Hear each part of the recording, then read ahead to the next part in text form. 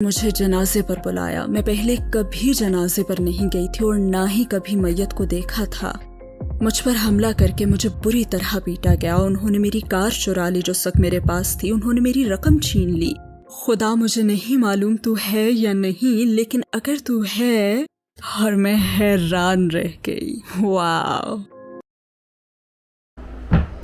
Hello دوستو، سواگت ہے آپ کا ایک یارو کے ریاکشن میں ہوں کویتا۔ جیسے کہ آپ سب نے ڈیمانڈ کرا تھا اور بہت مزہ آ رہا ہے مجھے کنورژن سٹوریز دیکھنے کا، تو ہماری پوری سیریز چل رہی ہے کنورژن سٹوریز کو لے کے، جہاں پہ میں آپ کو کنورٹڈ سٹوریز دکھاؤں گی۔ بہت ایموشنل سٹوریز آ رہی ہیں جن لوگوں نے اسلام کو ایکسیپٹ کرا ہے، وہ کتنی مشکلوں کے دوران گزرے ہیں۔ کسی کی فیملی چھوٹی ہے، کسی نے خود مار کھائی ہے، کسی کے اوپر حملے کیے گئے ہیں، کسی کو ان کے پورے دنیا سے، ان کی جگہ سے، ان کے علاقے سے نکال دیا گیا ہے، کسی کو بے رحمی سے مارا گیا ہے، بری طرح کچلا گیا ہے۔ تو اس طرح کی سٹوریز اور اس طرح کی کہانیاں سننے کو ملتی ہیں جن لوگوں نے اسلام دھرم کو اپنایا ہے اور انہوں نے اپنی زندگی کے بارے میں یہاں پہ بیان کیا ہے۔ تو آج ہم بات کرنے جا رہے ہیں ایک ایسی ہی شخص کی، ایک ایسی ہی مہیلا کی جن کے اوپر بری طرح حملہ کیا گیا، انہیں بری طرح پیٹا گیا۔ آپ سوچ سکتے ہیں ایک وومن کے ساتھ اس طرح کا برتاؤ ہونا جسٹ بیکاز انہوں نے اسلام دھرم کو ایکسیپٹ کر لیا اپنی خوشی سے۔ تو ایگزیکٹلی ان کے ساتھ کیا ہوا وہ پہلے آئیے میرے ساتھ اس ویڈیو کو دیکھیے، اس کے بعد ہم اس کے بارے میں بات کریں گے۔ تو بنا دیری کے آئیے شروع کرتے ہیں۔ الرحمن الرحیم۔ اوکے، میرا بیک گراؤنڈ یہ ہے کہ میں ایک 17 سال کی لڑکی کے ہاں پیدا ہوئی، چیسٹر میں، جو کہ لیورپول کے قریب ہے۔ اس نے مجھے اڈاپٹ کروانے کا فیصلہ کیا اور مجھے شیفیلڈ کی رہائشی ایک فیملی نے بچپن میں ہی اڈاپٹ کر لیا، لہٰذا میں شیفیلڈ آ گئی، وہیں رہی اور اب بھی رہ رہی ہوں۔ تو میں ایک اڈاپٹ کی ہوئی اکلوتی بچی تھی۔ میرے والد شیفیلڈ یونیورسٹی میں انگلش اور لنگوسٹک کے پروفیسر تھے اور میری والدہ شاعرہ اور آرٹسٹ تھی۔ افسوس دونوں کا اب انتقال ہو چکا ہے، اور ہاں اسی لیے میری پرورش بڑی دلچسپ بہت تعلیمی ماحول میں ہوئی، لیکن میں ایک خود سے بچی تھی، اصل میں ٹام بوائے۔ مجھے گھڑ سواری، کاریں، لاریز اور بسیں پسند تھیں، اور میرا لباس اور کوئی بھی چیز لڑکیوں کی طرح نہیں تھی۔ ایمان کے لحاظ سے آپ کی زندگی کیسی تھی؟ آپ کا کس پر ایمان تھا؟ میرا ایمان، میری پرورش بطور عیسائی کی گئی، جس کی درخواست میری حقیقی ماں نے کی تھی، اور مجھے سنڈے اسکول بھیجا گیا جو مجھے پسند تھا۔ لیکن میں بہت چھوٹی عمر سے لڑکپن سے ہی عیسائیت پر ہمیشہ سوال اٹھاتی تھی، لیکن مجھے پیغمبروں اور بائبل میں لکھے قصے پسند تھے۔ ہم سنڈے اسکول میں بیٹھتے تھے اور ٹیچر ہمیں بہت اچھے سے عیسیٰ علیہ السلام اور موسیٰ علیہ السلام اور ابراہیم علیہ السلام کے قصے سنایا کرتے تھے۔ اپنے بچپن میں مجھے یہ سب بہت اچھا لگتا تھا، لیکن وقت کے ساتھ ساتھ جب میں شاید 15 یا 16 سال کی تھی، تب بائبل کے متعلق میں نے سوالات پوچھے اور اس کی سچائی پر قائل کرنے والے جوابات نہ ملے، تو گویا یہ ایک بنیاد پھر بن گئی تھی۔ بہرحال اس وقت میں خدا پر واقعی یقین رکھتی تھی، لیکن میں نے خود کو کسی مخصوص مذہب کے ساتھ نہیں جوڑا تھا۔ وہ کون سی چیز تھی جس نے آپ کو اپنے عقائد پر اعتراض کرنے پر مجبور کیا، اور ایسا کب ہوا؟ جب مجھے پتہ چلا کہ بائبل میں متضاد باتیں ہیں، یہ اصل میں مجھے ایک پادری سے پتہ چلا، وہ بہت اچھا تھا اور بہت دیانتدار بھی۔ میں نے اس سے کہا یہ سب کیا ہے؟ مجھے خدا کو کیوں ماننا چاہیے؟ مجھے بائبل پر ایمان کیوں لانا چاہیے؟ تو اس نے جواب دیا کہ آپ کو اپنے دل سے ایمان لانا ہوگا۔ میں نے کہا اس کا ثبوت کیا ہے؟ تو میں نے اس سے یہ سوالات پوچھے تھے۔ آپ کو اپنے دل سے ماننا ہوگا، یہ ایک احساس کا نام ہے۔ اور میں نے سوچا کہ ہاں میں خدا پر ایمان رکھتی ہوں، لیکن اگر یہ الفاظ، یہ کتاب اپنا خدا کا کلام ہونا ثابت ہی نہیں کر سکتی اور اس میں متضاد باتیں موجود ہیں، اور اگر یہ واقعی خدا کا کلام ہوتا تو میرے خیال میں یہ متضاد باتوں سے پاک ایک پرفیکٹ کلام ہوتا، لہٰذا میرا نہیں خیال کہ میں اس پر عمل کر سکتی ہوں۔ اسلام کے بارے میں آپ کے کیا خیالات تھے؟ میں بچپن میں بھی مسلمانوں کے ساتھ ہمیشہ گھل مل جاتی تھی۔ بطور پروفیسر میرے والد کے مسلمان اسٹوڈنٹس بھی تھے، اور اسلام کے ساتھ میرا پہلا رابطہ دراصل اس لڑکی کے ذریعے ہوا جس کے ساتھ میں 17-18 سال کی عمر میں نائٹ کلبنگ کرتی تھی۔ میں شاید 18 سال کی تھی اور گھر میں نے 16 سال کی عمر میں چھوڑا تھا۔ مطلب میں اتنی زیادہ خود سر تھی. میں نے اپنے لیے کونسل فلیٹ اور ایک کونسل پراپرٹی لی. یہ چھوٹی سی پراپرٹی تھی. ہوا یہ کہ میرا اٹھنا بیٹھنا کچھ غلط لوگوں میں ہو گیا اور کچھ بدماش قسم کے لوگوں نے میرے رہائشی اپارٹمنٹ میں مجھ پر حملہ کرنے کے لیے کچھ لوگوں کو بھیجا. وہاں مجھ پر حملہ کر کے مجھے بری طرح سے پیٹا گیا. انہوں نے میری کار چرا لی جو اس وقت میرے پاس تھی. انہوں نے میری رقم چھین لی. اور واقعی سبحان اللہ سبحانہ و تعالیٰ انسانوں کو ایسی صورتحال سے دوچار کرتا ہے جہاں انہیں مجبوراً کوئی قدم اٹھانا پڑتا ہے، کیونکہ اس کے بغیر آپ کی زندگی کبھی تبدیل نہیں ہو سکتی. تبدیلی کے لیے آپ کی زندگی میں اس بگاڑ کا پیدا ہونا ضروری ہے. اور اس حملے کے بعد میں واپس اپنے فلیٹ میں جانے سے بہت خوفزدہ تھی. پھر میں جس جگہ گئی وہ میری وہی مسلمان دوست تھی جس کے ساتھ میں نائٹ کلبنگ کرتی تھی. اس نے کہا تھا نہیں آ جاؤ اور میرے گھر میں آ کر رہو، تو میں اس کے گھر رہنے چلی گئی. اور اس کے گھر میں صرف ایک کتاب تھی اور یہ کتاب ہے القرآن. اور قرآن یہ انگلش اور عربی کا ورژن تھا. چونکہ میں بور ہو جانے والی ایک ٹین ایجر تھی، بور ہو رہی تھی، تو میں نے اس کتاب کو دیکھا اور اس سے کہا کیا میں اسے دیکھ سکتی ہوں؟ اس نے کہا ٹھیک ہے، جاؤ اپنے ہاتھ منہ دھو لو، پھر تم کتاب کھول کر پڑھ سکتی ہو. تو میں نے کتاب کھولی اور میں نے دیکھا سبحان اللہ، میں نے وہ قصے دیکھے جنہیں اپنے سنڈے اسکول میں دیکھا اور پسند کیا تھا. میں نے سوچا واو، یہ تو اسکول والی جانی پہچانی چیزیں ہیں. یہ بات قابل ذکر ہے کہ مغربی اسکولوں میں آپ کو عیسائیت اور اسلام دو بالکل مختلف چیزوں کے طور پر پڑھائے جاتے ہیں. خدا اور اللہ کے درمیان موازنے کا کوئی اختیار نہیں ہے. اللہ مسلمانوں کے لیے اور خدا عیسائیوں کے لیے ہے. یہ بالکل ایسا ہے جیسے مختلف مذاہب کے مختلف خدا ہوں، اور میں بھی یہی سمجھتی تھی. پھر میں نے اپنی دوست سے سوالات پوچھنے شروع کیے کہ یہ کتاب کون سی ہے، یہ عیسائیت سے اتنی ملتی جلتی کیوں ہے. تو اس نے مجھے اپنے پڑوسی سے ملوایا اور اس نے کہا مجھے کچھ وقت دو، میں تمہیں جوابات لا دوں گا. وہ یقیناً اپنے شیخ کے پاس گیا ہوگا اور شیخ نے ظاہر ایسے کچھ آیات دیں جو میرے سوالات کے مطابق تھی، جو کہ سائنسی ثبوت تھا. میں نے کہا واو، یہ کمال کی بات ہے. اور اس نے مزید کہا بڑی اہم بات سنو، یہ تقریباً 1400 سال پہلے ایک ریگستان میں غیر پڑھے لکھے انسان پر اترا تھا. اور میں تو بالکل حیران رہ گئی. واو. پھر اس بھائی نے ہمیں الرسالہ پیغام نامی ویڈیو دی. یہ 2.5 یا 3 گھنٹے کی تھی، مجھے ٹھیک سے یاد نہیں. اللہ سبحانہ و تعالیٰ مجھے فلم کے اس اہم آخری حصے میں اس کمرے میں لائے جہاں کونے میں ٹی وی رکھا تھا، جب بلال رضی اللہ تعالیٰ عنہ کعبے پر چڑھ کر آذان دیتے تھے. جب میں نے آذان سنی تو ایسا لگا جیسے میرا پورا جسم ایک نرم و گرم احساس میں ڈوب گیا ہو، جیسے اس احساس نے مجھے ڈھانپ لیا ہو. یقیناً یہ ایمان کی مٹھاس ہے جو مجھے ملی، ایمان کی مٹھاس. مجھے اپنی دوست کی طرف مڑنا اور یہ کہنا یاد ہے میں مسلمان ہونا چاہتی ہوں ابھی اور اسی وقت. آپ کی فیملی اور دوستوں نے کیا رد عمل دیا؟ چونکہ یہ 9/11 سے پہلے کا واقعہ ہے، اس لیے میرے خیال میں یہ کافی آسان تھا، کیونکہ اس وقت برطانوی معاشرے میں ملٹی کلچرلزم کا عنصر موجود تھا. مسلمان ہونے کے بعد مجھے اپنے والدین کے پاس جانا اور بے پرواہی سے انہیں بتانا یاد ہے، اور میرے خیال میں بہت سے نو مسلم یہی کرتے ہیں. میرے والد کا خیال تھا کہ یہ وقتی ابال ہے، اور میری والدہ پریشان تھیں کہ مجھ سے زیادتی ہوگی، کام نہیں کرنے دیا جائے گا، اور اسی قسم کے خدشات. تو وہ فکر مند ضرور تھے، لیکن اتنے فکر مند نہیں تھے جتنے کہ اب مسلمان ہونے والے بچوں کے والدین یا فیملی ممبرز پریشان ہوتے ہیں. لیکن آپ کے والد نے آپ کو سنجیدہ نہیں لیا. انہوں نے شروع میں مجھے سنجیدہ نہیں لیا، لیکن انہوں نے دیکھا کہ اسلام نے مجھے جذباتی استحکام دیا ہے اور مجھے کافی زیادہ سمجھدار اور کم ضدی بنا دیا ہے. میں اب کافی رحم دل اچھی انسان بن گئی تھی الحمدللہ. اور میرے خیال میں انہوں نے سوچا کہ اسلام میرے لیے نقصان دہ نہیں بلکہ کافی اچھا رہا تھا. مسلمان ہونے کے بعد آپ کو کون سے بڑے چیلنج کا سامنا کرنا پڑا؟ میرے خیال میں ایک بہت بڑا چیلنج علم حاصل کرنا تھا. مجھ میں علم حاصل کرنے کی بہت تڑپ تھی. میں مسلمان ہونے کے حوالے سے بہت ایکسائٹڈ تھی، اور جب میں مسلمان ہوئی تو لا الہ الا اللہ کے سوا کچھ نہیں جانتی تھی، بس اتنا ہی. لیکن میں سوچتی تھی کہ جیسے میں دنیا کی سب سے بڑی داعیہ ہوں، کیونکہ میرے پاس یہ نئی چیز ہے، اور میں نے سوچا کہ مجھے علم حاصل کرنا ہوگا. اگر مجھے اسلام کا یہ خوبصورت پیغام دینا ہے تو مجھے علم حاصل کرنا ہوگا، اور یہ میرے سفر کا اگلا حصہ تھا.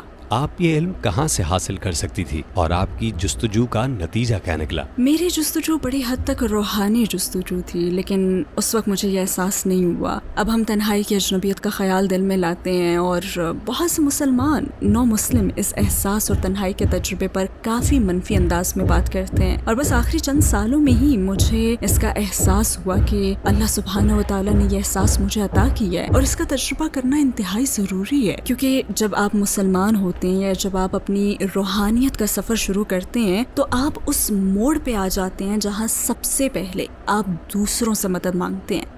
تو میں اپنی دوستوں سے کہتی کہ مجھے نماز سکھائیں۔ میں نماز پڑھنے کے لیے بےتاب تھی، میں پوچھتی رہتی، اور میں تب بہت جھنجھلا گئی جب کوئی بھی مجھے نماز پڑھنا نہیں سکھا سکا۔ ہر کوئی کہتا انشاءاللہ، مگر کچھ بھی نہیں ہوا، اور ایسا اس وقت تک ہوتا رہا جب مجھے یہ احساس ہوا کہ دراصل مجھے لوگوں سے مدد نہیں مانگنی چاہیے، کیونکہ یہ پہلی جائے پناہ نہیں ہے۔ پہلی جائے پناہ تو اللہ سبحانہ و تعالیٰ سے مدد مانگنا ہے۔ پھر فون باکس میں ایک لڑکا دکھائی دیا، وہ لمبا اونچا مخلوط نسل کا لڑکا تھا۔ وہ فون باکس سے مجھے دیکھ رہا تھا، اور اچانک اس نے فون باکس کھولا اور اپنا سر باہر نکال کر پوچھا، تم مسلمان ہو؟ پھر اس نے کہا ذرا رکو۔ مطلب اتنا لمبا چوڑا آدمی جب آپ کو رکنے کا کہے تو رکنے کے سوا کوئی چارہ نہیں نا، لہٰذا میں انتظار کر رہی تھی۔ اس نے فون اٹھایا اور ایک نمبر ملایا، اور پھر فون باکس سے فون ہاتھ میں لے کر باہر لے آیا اور کہا، یہ سسٹر ٹریسی ہیں، ان سے بات کرو۔ اور سبحان اللہ، وہ نہ صرف میری رہنما اور ٹیچر بن گئیں بلکہ انہوں نے خود مجھے استاذہ بنانے کا راستہ بھی ہموار کیا۔ انہوں نے مجھے نماز پڑھنا سکھائی، مجھے ارکان الایمان سکھائے، انہوں نے مجھے مسلمان بننے کا صحیح راستہ دکھایا، مجھے حجاب کے بارے میں بتایا، اور در حقیقت وہ اللہ سبحانہ و تعالیٰ سے کی گئی میری دعا کا جواب ہی تھیں۔ سبحان اللہ، حیرت انگیز۔ اسلامی اعمال جیسے کہ دن میں 5 وقت کی نماز اور پورا مہینہ روزے رکھنے کے بارے میں بتائیے، کیا یہ کام آپ کے لیے مشکل تھے؟ در حقیقت میرا نماز کا سفر بڑا حیرت انگیز تھا، کیونکہ وہی بات کہ میں نماز پڑھنا سیکھ رہی تھی، ٹریسی نے مجھے پڑھنے کے لیے نماز سکھانے والی ایک چھوٹی سی کتاب دی تھی، تو میں اس مرحلے میں تھی، لیکن میں نماز نہیں پڑھ رہی تھی۔ انہی دنوں میری ایک دوست کے والد سیڑھی سے گر گئے، انہیں ہارٹ اٹیک ہوا، اور وہ مسلمان فیملی تھی، تو وہ سیڑھی سے گرے، ہارٹ اٹیک ہوا اور ان کا انتقال ہو گیا، اللہ یرحمہ۔ جب میں اس دوست کے گھر جایا کرتی تھی تو یہی انکل اندر آتے تھے اور کچن میں جا کر وضو کرتے تھے، اور کمرے میں رکھے گیس فائر کے سامنے نماز پڑھتے تھے، اس لیے مجھے پتا تھا کہ یہ شخص نماز پڑھتا ہے۔ میری دوست نے مجھے جنازے پر بلایا۔ میں پہلے کبھی جنازے پر نہیں گئی تھی، نہ کبھی میت کو دیکھا تھا۔ پاکستانی کلچر میں یہ بڑا مختلف ہوتا ہے، وہ میت کو تابوت میں رکھ کر گھر کے کمرے میں رکھتے ہیں اور چہرے کو کھلا رکھتے ہیں، پھر نماز جنازہ کی تیاری ہونے پر اسے ڈھک دیتے ہیں۔ پھر اس نے کہا کہ اندر آ جاؤ اور دیکھ لو، کیونکہ میرے والد تمہارے بارے میں بہت سوچتے تھے، آ جاؤ اور چہرہ دیکھ لو۔ میں بہت زیادہ نروس تھی۔ اس نے کہا نہیں سب ٹھیک ہے، کچھ بھی نہیں ہوگا، اور میں نے اس تابوت میں دیکھا، اور جب میں وہاں بیٹھی تو واللہ العظیم وہ بھائی وہاں لیٹے مسکرا رہے تھے۔ ان کی مسکراہٹ اتنی خوبصورت تھی اور ان کے چہرے سے نور چھلک رہا تھا، اور اس لمحے اللہ سبحانہ و تعالیٰ نے مجھے یاد دلایا اور ان بھائی کے نماز پڑھنے کا ویژن مجھے عطا کیا، تو میں فوراً یہ راز سمجھ گئی کہ یہ مسکراہٹ اسی نماز کا نتیجہ ہے، اور اس وقت کے بعد سے میں نے ایک نماز بھی نہیں چھوڑی۔ آپ اس وقت اکیلی حجابی بس ڈرائیور تھی، ہے نا؟ مجھے بچپن سے ہی بڑی گاڑیاں پسند تھیں، اور میں کھیت میں کام کرنا اور وہاں والنٹیئر بننا، ٹریکٹرز چلانا اور اسی طرح کے کام کرنا چاہتی تھی۔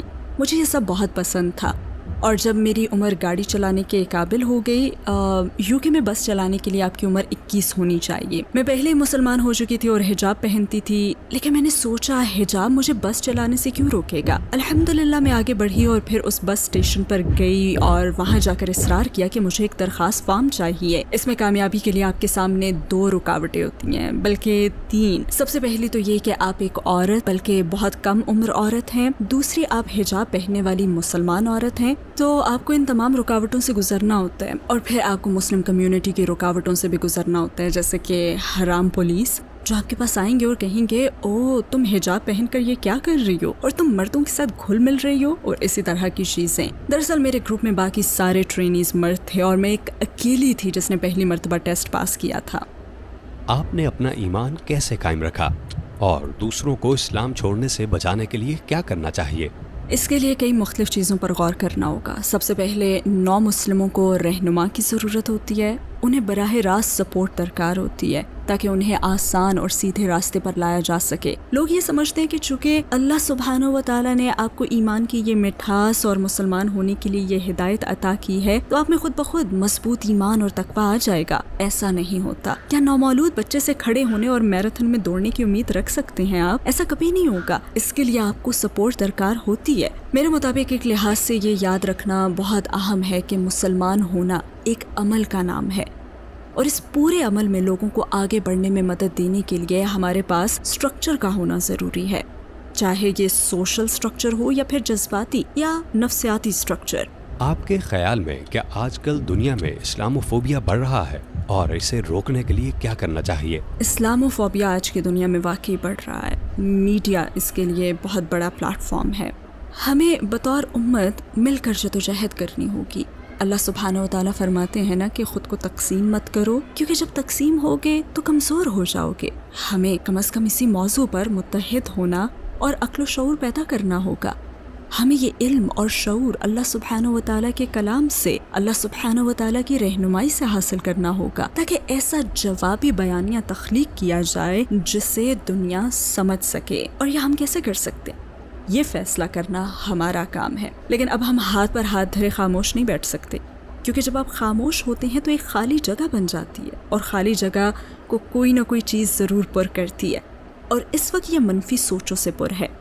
देखिए, हम नुमाइंदे हैं तो क्यों ना हम इस्लाम को खूबसूरत तरीन अंदाज में पेश करना शुरू कर दें, क्योंकि ये खूबसूरत दीन है और बहुत से लोग इसकी तलाश में हैं। मैं रसूल अल्लाह सल्लल्लाहु अलैहि वसल्लम का एक किस्सा सुनाने लगी हूँ, क्योंकि मीडिया उस वक्त भी था, है ना, उस वक्त भी मीडिया हर ज़माने में रहा है अल्फाज की सूरत में। और जिस वक्त रसूल अल्लाह सल्लल्लाहु अलैहि वसल्लम मक्का में दाखिल हुए तो मीडिया का कहना था ये हम सबको कत्ल कर देंगे, ये हम सबको ज़िबा कर डालेंगे, खून की नदियाँ बह जाएंगी। हर कोई उन मुसलमानों से खौफज़दा था क्योंकि उन्होंने उन पर जुल्म किया था, उन्होंने उनके साथ बुरा सलूक किया था। लेकिन जब रसूल अल्लाह सल्लल्लाहु अलैहि वसल्लम दोबारा मक्का में दाखिल हुए तो उन्होंने लोगों को जमा किया और कहा, तुम मुझसे क्या उम्मीद रखते हो, तुम्हें मुझसे क्या तवक्को है? और वो कुरान में सूरह यूसुफ के अल्फाज दोहराते हैं और अल्लाह सुब्हानहू व तआला के अरहमर राहिमीन होने का तस्करा करते हैं और इस बयानिए को ढा देते हैं। अब हम अगर एक मुस्बत बयानिया दे दें तो फिर मीडिया और सियासतदान जो चाहें तासुर कायम करें, क्योंकि ये मुस्बत सोच पहले से लोगों के दिलों में है।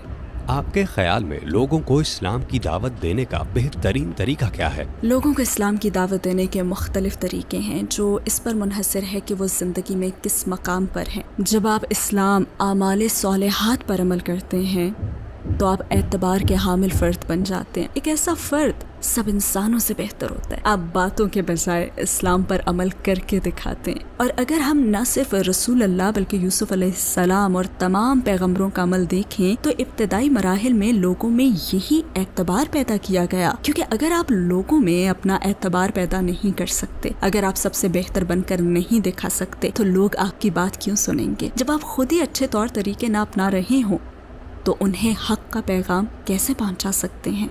हमारे पैगंबर की कौन सी बात ने आपको सबसे ज्यादा मुतासिर किया?